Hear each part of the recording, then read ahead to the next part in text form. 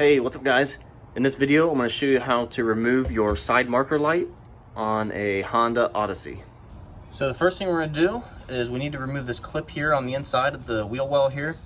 And you can take a screwdriver, or you just need to take something pointy. I'm just going to be using a paint can opener. It doesn't really matter. You just got to be able to push in on the middle of that clip right there. And then once you push in on it, then you're going to take a hold of the wheel liner here and pull out on it and catch the clip. And you can see there, that's the middle that I pushed out.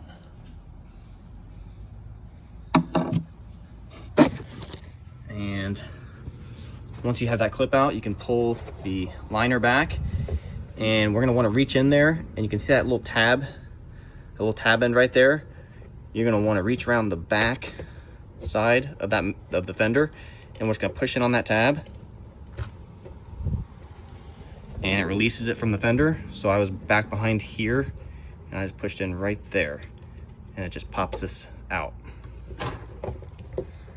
And then from here, the end is popped out. You want to pull back on it, and that releases the front there. And then you just want to push on this tab and pull out on the side marker. And that's it, guys. Side marker's out. Thanks for watching.